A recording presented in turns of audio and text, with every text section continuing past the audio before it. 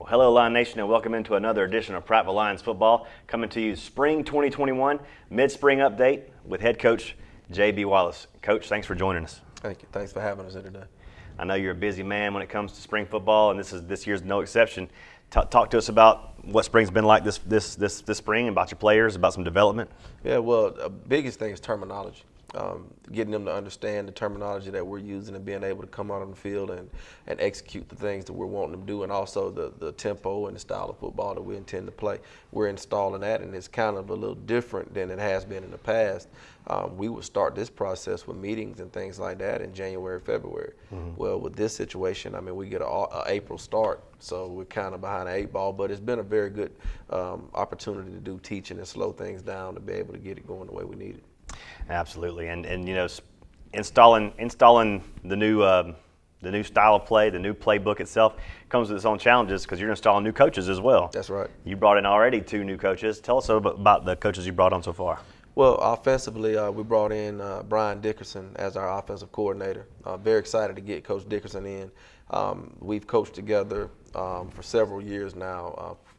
Since 2014, we've been together on the same staff, and we had 1 year where he was at Pike Road and I was at Prattville, and then he came with me when I went to Marbury. So we know each other well. I know his background. He's coming from the background of Spence McCracken as far as playing, so we know how that is in the Prattville Nation. It's maybe not something we want to talk about all the time, but we can always say that Coach McCracken is a great coach, and he came under that system, and man, he does well. He coaches with a lot of passion.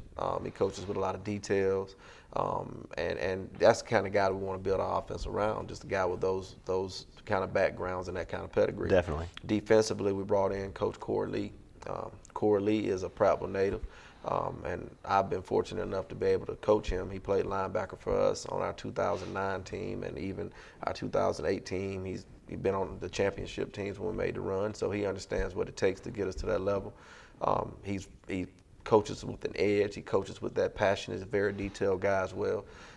He's got our defense flying around and all that good stuff. So we're very, very fortunate to get those 2 coaches in on our staff. Definitely. You talk about these coaches you're bringing in, but they bring all this passion with them. And when I see one of the things you're also trying to do is instill the passion of Prattville into these kids as well by bringing in former players and former coaches to speak to them about what it means to be a Prattville Lion. Talk about a little bit about that. Well, you know, from my experience, you know, and I've been gone for 6-7 years up at Florence in North Alabama, so I don't know what things were like here. I wasn't here. You know, I'd keep an ear to the ground to find out the results, but I didn't get into what happened. But I knew that, you know, Prattville, the tradition of Prattville has been strong, and it's something that bled into our Little League football programs. And then when those guys got up here, they knew the tradition. They understood the importance of being a part. And I can't say that these guys had that opportunity that I recall of having in the Little League program when I was here before. It's been a long time, and I don't know. Things have changed a lot. So I want to get guys come in, and we're kind of recreating the tradition within them. It's already in the community. It's already in the school. But as far as what it means to play football at Prattville and our style of play, much different than a lot of teams. You know, we get after it, we play hard and all those good things, but there's a certain way that we do things. And you have to understand what our goal is so you can understand the things we need to do to reach that goal. And that's why I bring those guys in. They're hearing it from people that can relate to them. They're hearing it from former coaches. They're hearing, and it's amazing, they're hearing the same buzzwords from everybody that come through. They're saying the same thing but in a different way. And I can see the guys perk up a little bit and saying, man, they're probably thinking I'm scripting it. And I'm not scripting it. These guys come in and I tell them, shoot them straight. And, you know, tell them what you think they need to hear. And they're speaking the same language. So that's great. We'll continue to bring those people in that can relate to Prattville football, and we can get this tradition built within. Absolutely. That's great, Coach. Now Saturday coming up, there's going to be a scrimmage at the stadium, a simulated scrimmage inter-squad. Talk a bit about that. When's it going to be? What to expect? Yeah, it'll be a 9 a.m.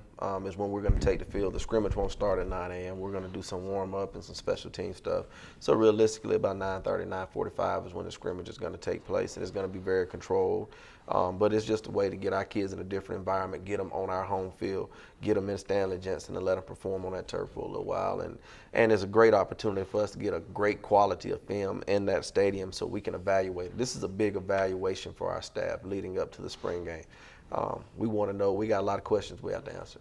And being able to get this film on tomorrow is going to be huge so we can do that evaluation and we can talk about each and every one and find out what we need to do to get this thing going. You talk about questions needing answers. I'm sure just in a matter of a few practices that you've had, it's hard to get a lot of answers that you're looking for. Hopefully by the end of spring you'll have that. Talk about some of the players that have maybe stood out to you as market improved or are going to be definitely a standout player this year. Well, the first one that sticks out to me, and he's one of the first ones I talked to as soon as I came in, was E.J. Owsley. Man, he's definitely been a leader. He's definitely been a guy that's taken the things that we're doing, and it's a lot of things we're doing that he's already done, but it may be called a little something different. Yeah. And he's taken that information, and he's able to get everybody lined up, and he's able to execute it and operate the offense the way we want. So he's definitely has stood out to us. Offensive line wise, we have Javon Harris and Javen Andrews. Yeah. And I probably got their names mixed up as far as the first name. You got Javon and Javen, but they both play guard for us. Harris and Andrews, and those guys have been pillars up front, along with Joe Lane. He's been very impressive on the O-line. So we got guys coming through and doing some good things. And there's other guys up front as well that are playing well, but those guys are vets that jump out, the first 4 or 5 practices. Sure. Receiver-wise, Cam Shanks has been everything that I figured he would be coming in. Hard worker in the weight room, great kid to be around. He's a competitor, and he's a ball player. So it's going to be fun to being able to get the ball to him. And our other receivers are developing. Running back-wise, I think we have a stable of running backs. It is competition every day in the backfield. Yep. I mean, we have 3 guys that I feel real good about right now on a Friday night, right now that can go. And then we got some guys pulling in the rear that can also add to that equation. Defensively, our secondary has been very strong. We have, we call them Chop, but Fitz and Stargell. Those guys are corners. They're returning starters, playing very well for us. In the secondary, we have Dylan Miller, who played a lot last year, and we also have Jalen McClaney and Carmelo. All those guys are doing well. So we have a great problem in the secondary, especially at safety.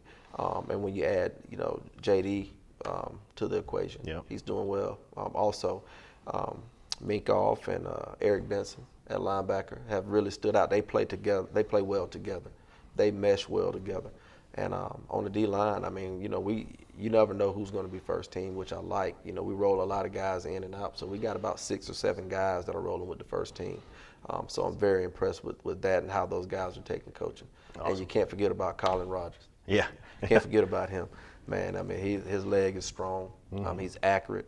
He can do the little things you need as far as the pooch kicks and all that. So he's going to open up our playbook a whole lot in special teams. Oh, Coach, you got us getting excited for what's coming up this fall. Yes, sir. Now, between us and fall, this lies the summer. Talk about summer plans for this program.